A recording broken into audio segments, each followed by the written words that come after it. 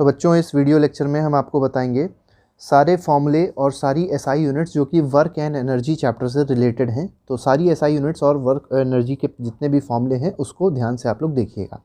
तो फर्स्ट जो फॉर्मूला है वो हमारे पास है वर्क का जो फॉर्मूला होता है वो होता है फोर्स इनटू डिस्प्लेसमेंट। फोर्स याद रखिएगा न्यूटन में रखते हैं और डिस्प्लेसमेंट किस में रखते हैं, मीटर में रखते हैं। यूनिट जो बनती है वर्क की वो क्या होती है, न्यूटन मीटर होती है, इसको जूल भी कह सकते हैं। काइनेटिक एनर्जी का इसका बाद फॉर्मूला आता है, काइनेटिक एनर्जी का फॉर्मूला होता है हाफ mv²। यहाँ पे m याद रखिएगा किलोग्राम में रखेंगे, वेलोसिटी रखेंगे मीटर पर सेकंड में। ठीक है, बच्चे गलती क्या करते हैं कि v² में जब वैल्यू पुट करते हैं तो v रख देते हैं और v² नहीं करते। मतलब जैसे 5 वेलोसिटी दी गई है तो 5 का स्क्वायर नहीं करते हैं, सीधे सीधे 5 रख देते हैं। तो ये सब चीज़ें आप लोग को थोड़ी सी ध्यान देनी है।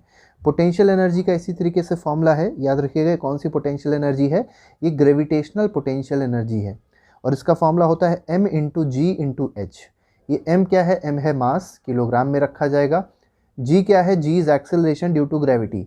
अब बच्चों को कन्फ्यूजन होता है कि g की वैल्यू क्या रखी जाएगी। तो देखिए क्वेश्चन में अगर 9.8 आपको दी गई है, अगर मान लिया क्वेश्चन में 9.8 मीटर पर सेकेंड स्क्वायर दी गई है तो आप 9.8 रखिएगा। अगर क्वेश्चन में नहीं दी गई है तो आप लोग उसको 10 भी रख सकते हैं और 9.8 भी रख सकते हैं। दोनों तरीके से आपका आंसर सही होगा, लेकिन आप 9.8 अगर ना देने पे रखेंगे तो ज़्यादा बेटर होगा। ठीक है, नेक्स्ट देखिए मैकेनिकल एनर्जी पूछी गई है। Mechanical energy it is the sum of kinetic energy and potential energy. तो काइनेटिक एनर्जी और पोटेंशियल एनर्जी को जब जोड़ते हैं तो हम लोग को क्या मिलता है, मैकेनिकल एनर्जी मिलता है।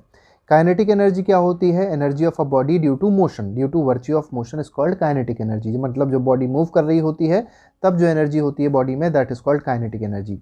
यहाँ पर पोटेंशियल एनर्जी बोली गई थी तो due to virtue of position. ठीक है, तो energy of body due to virtue of position is called potential energy. Next पे आते हैं, मैकेनिकल एनर्जी बोली गई, देख लिया अभी हम लोग ने। पावर क्या होता है, तो रेट ऑफ डूइंग वर्क।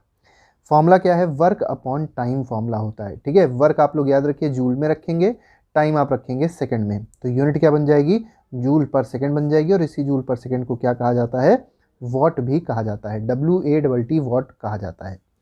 ठीक है, पावर का एक और फॉर्मूला आप लोग देख सकते हैं। पावर का फॉर्मूला अगर देखा जाए तो वर्क का फॉर्मूला पहले आप पुट किए, वर्क का फॉर्मूला होता है फोर्स इंटू डिस्प्लेसमेंट, नीचे टाइम आप रखेंगे तो force into displacement upon time बन गया। डिस्प्लेसमेंट अपॉन टाइम क्या होता है, वेलोसिटी होती है, तो फॉर्मूला क्या बन गया, फोर्स इंटू वेलोसिटी, किसका, पावर का। तो पावर के आपको दो मेनली फॉर्मूले याद रखने हैं, पहला वर्क अपॉन टाइम याद रखना और दूसरा फोर्स इंटू वेलोसिटी याद रखनी है। फोर्स की यूनिट क्या होती है यहाँ पर, न्यूटन होगी, वेलोसिटी की क्या होगी, मीटर पर सेकंड होगी। तो ये कौन यूनिट बन जाएगी पावर की, न्यूटन मीटर पर सेकंड। तो अगर आपसे पूछा जाए न्यूटन मीटर पर सेकंड किस फिजिकल क्वांटिटी की यूनिट है तो आप कहेंगे ये पावर की यूनिट है। नेक्स्ट फॉर्मूला बोला गया है मोमेंटम का। मोमेंटम मतलब होता है product of mass and velocity. क्या होता है, प्रोडक्ट, किसका प्रोडक्ट है, मास और वेलोसिटी का प्रोडक्ट। प्रोडक्ट का मतलब होता है मल्टीप्लिकेशन। ठीक है, तो मास और वेलोसिटी का प्रोडक्ट है मोमेंटम। मास की यूनिट आप किलोग्राम में रखेंगे, वेलोसिटी मीटर पर सेकंड में रखेंगे, फॉर्मूला बन जाएगा किलोग्राम मीटर पर सेकंड। नेक्स्ट आते हैं, नेक्स्ट देखिए, नेक्स्ट में क्या कहा गया, relation between kinetic energy and momentum. तो इसका हम लोग ने डेरिवेशन भी देखा था, तो डेरिवेशन आप लोग जाके कमेंट देख सकते हैं, हम लोग ने प्लेलिस्ट में लगा दिया है। ठीक है, वर्क एनर्जी की तो जो फॉर्मूला है वो है kinetic energy equal to p² upon 2m। याद रखिए p क्या है, p यहाँ पर है मोमेंटम। ठीक है, तो काइनेटिक एनर्जी और मोमेंटम में रिलेशन निकालना था तो p क्या है, p इज मोमेंटम। तो काइनेटिक एनर्जी का फॉर्मूला हो गया p² अपॉन 2m। इसके बाद आते हैं SI यूनिट्स पे। तो वर्क और एनर्जी से रिलेटेड कई सारी SI यूनिट्स हैं जो आपके पेपर में पूछी आती है, तो उसको भी एक एक करके देख लेते हैं। पहली SI यूनिट आप लोग को याद रखनी है, वर्क और एनर्जी। देखिए वर्क कभी भी आपके पास हो, एनर्जी चाहे किसी भी तरीके की हो, चाहे वो हीट एनर्जी हो, काइनेटिक एनर्जी हो, लाइट एनर्जी हो, किसी भी तरीके की एनर्जी होगी, आपको SI यूनिट याद रखनी क्या होती है, जूल होती है। कभी कभी कहा जाता है कि किलो जूल को जूल में कन्वर्ट करिए, तो 1 किलो जूल में याद रखिएगा जब भी किलो वर्ड आए तो किलो का मतलब होता है 1000। तो 1 किलो जूल में कितने जूल होते हैं, 1000 जूल होते हैं। बात कही गई काइनेटिक एनर्जी की, पोटेंशियल एनर्जी की, मैकेनिकल एनर्जी की, या कोई और फॉर्म ऑफ एनर्जी होती है, सबकी SI यूनिट क्या होती है, जूल ही होती है। तो जूल आप लोग को याद रखना है, बहुत ही ज़्यादा इंपॉर्टेंट है। नेक्स्ट पे आते हैं, नेक्स्ट देखते हैं। नेक्स्ट में देखिए क्या कहा गया, पावर की यूनिट बोली गई है। अब पावर आपको पता है रेट ऑफ डूइंग वर्क होता है, अभी हम लोग ने ऊपर फॉर्मूला भी देखा था, वर्क अपॉन टाइम था। यूनिट क्या होती है, वॉट होती है। अगर आपसे कहा जाए 1 किलोवाट में कितने वॉट होते हैं तो आप कहेंगे 1 किलोवाट में 1000 वॉट होते हैं। और इसके साथ ही साथ एक बहुत इंपॉर्टेंट यूनिट है जो आपसे पूछी आती है और यह है हॉर्स पावर।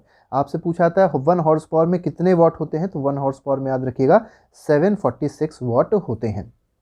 कॉमर्शियल यूनिट की बात करी जाए इलेक्ट्रिकल एनर्जी की, याद रखिए कॉमर्शियल यूनिट किसकी होती है, इलेक्ट्रिकल एनर्जी की कॉमर्शियल यूनिट होती है, और वो क्या होती है, वो होती है किलोवाट डैश आर। डैश का मतलब होता है मल्टीप्लिकेशन, तो kilowatt hour is the commercial unit of electrical energy. और कभी कभी इसको यूनिट भी कहा जाता है, जैसे आप लोगों ने बिजली का बिल देखा होगा तो वो यूनिट में आता है कि इतने यूनिट बिल आया, तो यूनिट का मतलब क्या है, यूनिट का मतलब है किलोवाट आर, और किलोवाट आर क्या है, it is the commercial unit of electrical energy. अब कॉमर्शियल यूनिट जो इलेक्ट्रिकल एनर्जी की है, अगर उसको जूल में कन्वर्ट करना होगा तो हम क्या करेंगे, तो देखिए किलोवाट यहाँ पे दिया गया है, तो 1 किलोवाट को आप लोग पहले वाट में कन्वर्ट कर लीजिए। 1 किलोवाट में 1000 वाट होते हैं, ठीक है, और जो आर था उसको कन्वर्ट कर लीजिए सेकंड में, तो 3600 सेकंड हो जाएगा।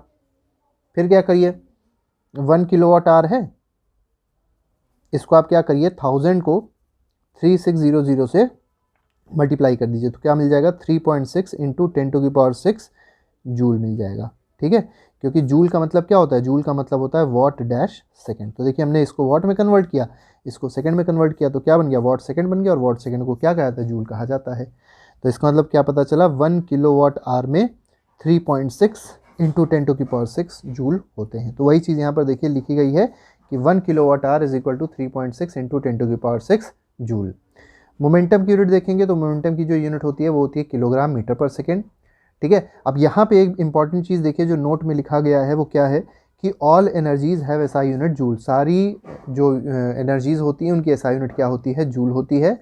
1 कैलोरी में कितने जूल होते हैं, तो 1 कैलोरी में 4.2 जूल होते हैं, ये भी आप लोग को याद रखना है। दैट 1 कैलोरी, कभी कभी कहा जाता है कि 1 कैलोरी में कितने जूल होते हैं, तो 1 कैलोरी में होते हैं 4.2 जूल। मेनली जो हीट एनर्जी होती है, जो केमिकल एनर्जी होती है, उनको कभी कभी हम लोग कैलोरी में मेजर करते हैं। तो ये हमारे पास कुछ इंपॉर्टेंट टॉपिक्स थे जो अभी हम लोग ने डिस्कस किए, और ऐसे ऐसे जो इंपॉर्टेंट टॉपिक्स हैं हम लोग कई सारे आप लोग के लिए लाते रहेंगे, जिससे आप लोग का एग्ज़ाम बहुत अच्छा बीते, ठीक है। तो आज के लिए फ़िलहाल इतना ही। Thank you very much, good bye, जय हिंद।